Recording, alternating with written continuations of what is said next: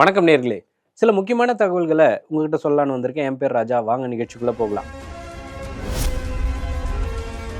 இப்போ இந்த யூபிஐ மூலமாக பே பண்ணுற அந்த போக்கு ரொம்ப அதிகமாயிருச்சு அப்படிங்கிறது பரவலான ஒரு கருத்து இருக்குது.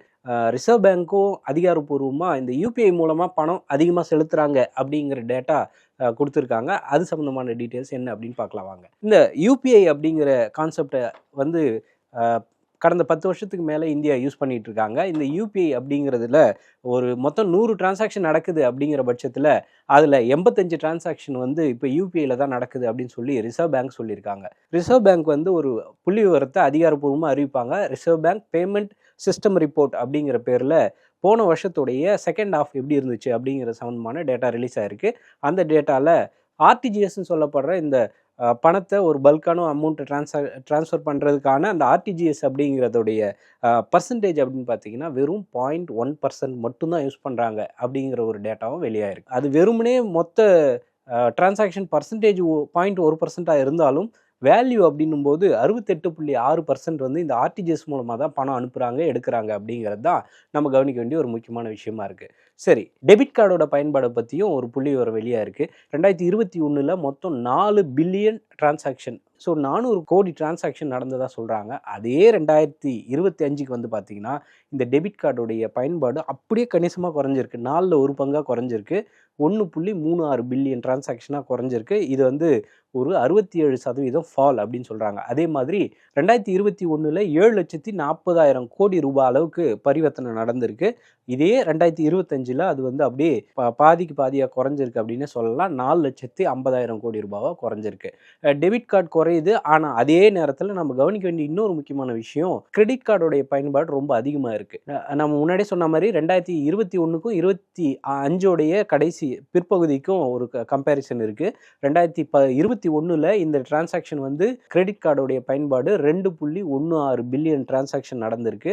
இதுவே 2025 5.7 பில்லியன் டிரான்சாக்ஷன் நடந்திருக்கு. ஸோ இந்த கிரெடிட் கார்டுடைய டிரான்சாக்ஷன் வேல்யூ அப்படின்னு பார்த்தீங்கன்னா 2021 8,90,000 கோடி ரூபாய் அளவுக்கு இந்த டிரான்சாக்ஷன் நடந்திருக்கு. 2025 அது அப்படியே டபுள் ஆகி 23,20,000 கோடி ரூபாய் அளவுக்கு இந்த டிரான்சாக்ஷன் நடந்திருக்கிறதா சொல்றாங்க. கிரெடிட் கார்டுடைய growth ரேட் அப்படின்னு பார்த்தீங்கன்னா வருஷத்துக்கு 27%.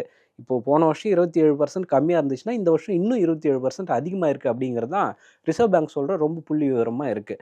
இதில் ரிசர்வ் பேங்க் சொல்கிற குறிப்பிட்ட ஒரு முக்கியமான விஷயம் என்ன அப்படின்னா, இப்போ 100 பேர் இருக்காங்கன்னா அந்த 100 பேரில் 71 பேர் பிரைவேட் பேங்க்கோடைய கிரெடிட் கார்டு தான் யூஸ் பண்ணுறாங்க அப்படிங்கிறது தான் ரிசர்வ் பேங்க் சொல்கிற ஒரு முக்கியமான புள்ளி விவரமாக இருக்குது. அதே நேரத்தில் கவர்மெண்ட்டோடைய பேங்க்ஸ் இருக்கு இல்லையா, அந்த பேங்க்கோடைய கிரெடிட் கார்ட்ஸ் 23.9% மட்டும்தான் இருக்குது அப்படிங்கிற மாதிரியான ஒரு புள்ளி விவரத்தை சொல்லியிருக்காங்க. அதே மாதிரி ஃபாரின் பேங்க்கில் 2021 9.3% இருந்துச்சு. 2025 இது 3.8% வெளிநாட்டுடைய கிரெடிட் கார்டுடைய பயன்பாடு ரொம்ப குறைஞ்சிருக்கு அப்படிங்கிறத நம்ம கவனிக்க வேண்டியது இருக்குது. இப்போ 100 டிரான்சாக்ஷன் நடக்குதுன்னா அதில் 85 யூபிஐலே போயிடுச்சு அப்படிங்கிறதுனால மற்ற டிரான்சாக்ஷன் குறையுது அப்படிங்கிறது தான் ரிசர்வ் பேங்க் சொல்கிற ஒரு முக்கியமான தகவல்களில் ஒன்றா இருக்குது. ஸோ இதுக்கு அடுத்ததாக ஒரு செய்தி இருக்குது, அதுவும் யூபிஐ சம்மந்தமான செய்தி தான். இப்போ இந்தியாவில் மொத்தமாக நிறுவனங்களில் ஆர்கனைஸ்டு செக்டாரில் வேலை பார்க்குறவங்களோட எண்ணிக்கை ஆல்மோஸ்ட் ஒரு 7 கோடி அப்படிங்கிற மாதிரி நம்ம கணக்கு எடுத்துக்கலாம். அந்த 7 கோடி பேர் அப்படிங்கிறவங்களுக்கு எல்லாருக்குமே ஒரு பிஎஃப் கணக்கு கண்டிப்பாக இருக்கும். அந்த பிஎஃப்ல தான் ஒரு முக்கியமான அப்டேட் கிடச்சிருக்கு. அது என்ன அப்படின்னா, மாசமானா அவங்களோட சம்பளத்தில் பிஎஃப் பிடிப்பாங்க. அந்த பிஎஃப் மூலமாக அவங்களோட அக்கௌண்ட்டில் கொஞ்சம் கொஞ்சமாக பிஎஃப் அக்கௌண்ட்டில் ஏறிக்கிட்டே இருக்கும். அவங்களுடைய மாத சம்பளம் இப்போது இந்த மாதம் 1,500 அடுத்த மாதம் 1,500 இவங்க சைட்லேருந்து கொடுப்பாங்க, கம்பெனி சைட்லேருந்து கொடுப்பாங்க. இந்த மாதிரி எம்ப்ளாயர் ஷேர்லாம் இருக்கும்.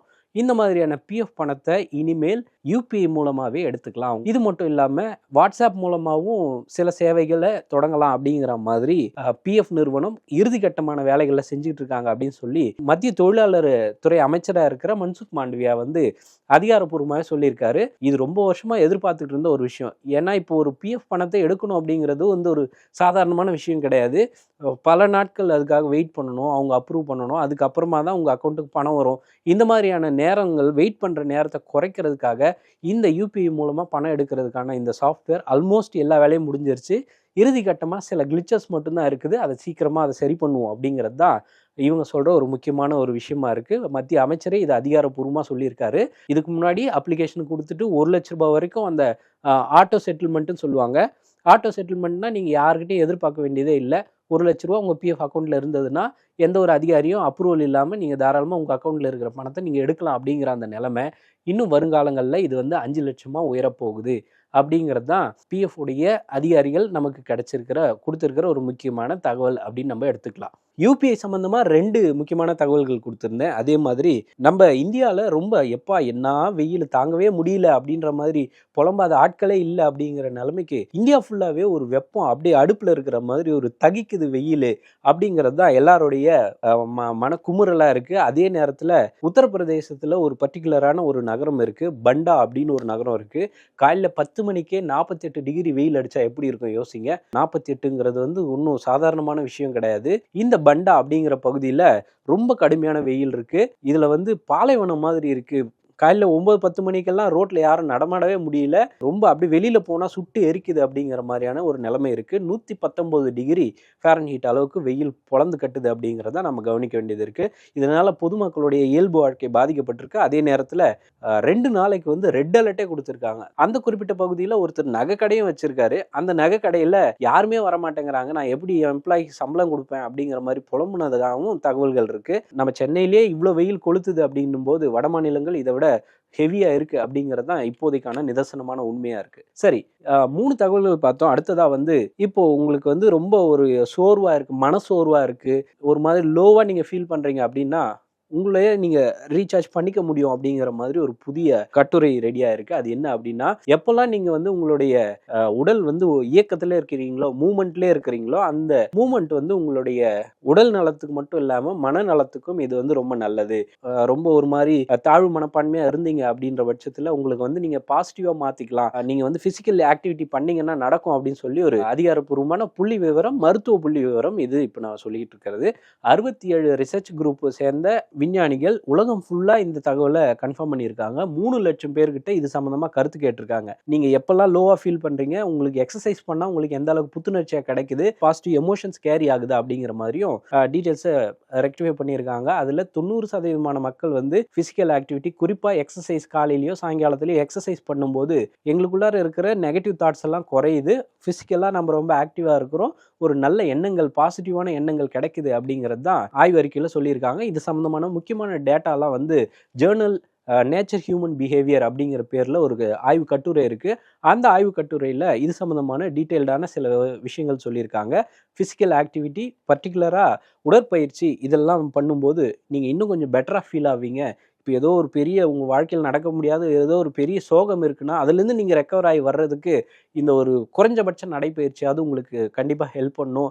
உடல் நலத்துக்கு இது ரொம்பவே நல்லது அப்படிங்கிற மாதிரி அந்த மருத்துவ ஆய்வு அறிக்கை சொல்லுது. ஸோ இந்த மாதிரியான நம்மளுடைய வாழ்க்கையில் அன்றாட தேவைக்கு உகந்த இந்த மாதிரியான சில இன்ட்ரெஸ்டிங்கான தகவல்களை தொடர்ந்து கொடுத்துட்ருக்கேன். என் பேர் ராஜா. நன்றி, வணக்கம்.